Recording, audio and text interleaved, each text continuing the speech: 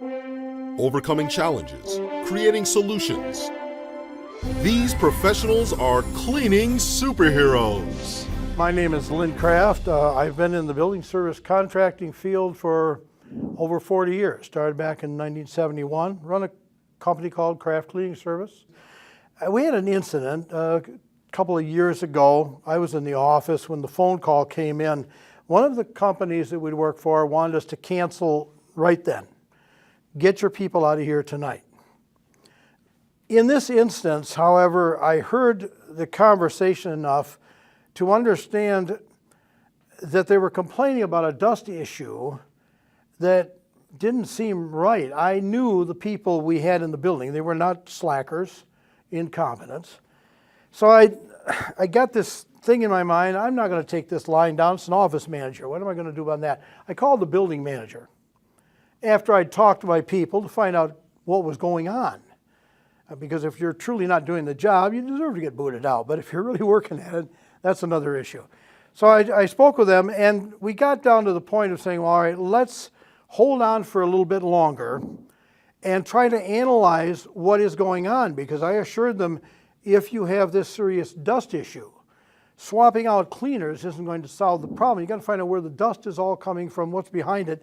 And you've got people in there who are working in an unhealthy environment. So we went down in there. I went in with the cleaners and walked around. I looked at things. Had 2 furnaces in this building, both of which were in serious need of cleaning. The filters were filthy.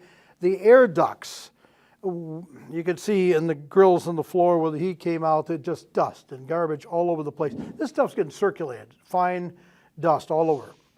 The worst thing was they had a cutting room where I guess if you went in, if you had a cast, they'd take and chop the cast off.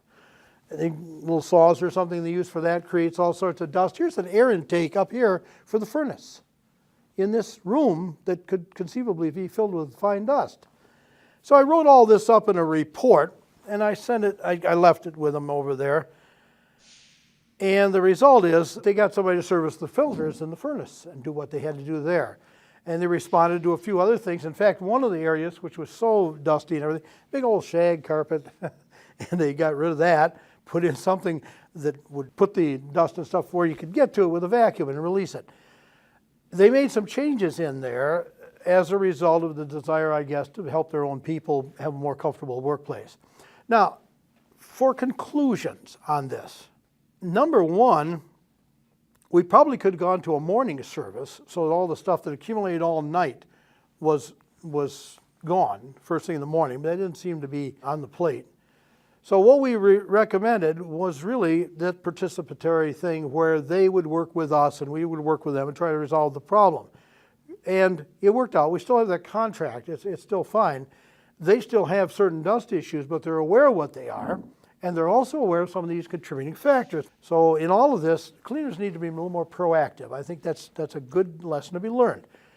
Don't take it sitting down or lying down. If you feel that there is something there that's beyond your control and circumstances, and believe me, many times that is the case, then speak up on it.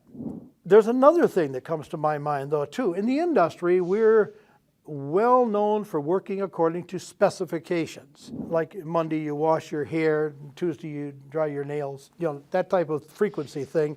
In the building, it's dusting at this time and that time. We have a very basic policy, and that is if it's dirty, clean it. There is no way of anticipating the resoiling rate in a building. This building was an especially dramatic example of that because overnight this showed up. There are a lot of lessons to be learned from something like that. You can think it over and come up with a whole lot of lessons on your own perhaps, but those are the ones that came to my mind. And it was a good experience. What'd you have to lose? We'd lost the job. Learn more about becoming a cleaning superhero at issa.com/hero.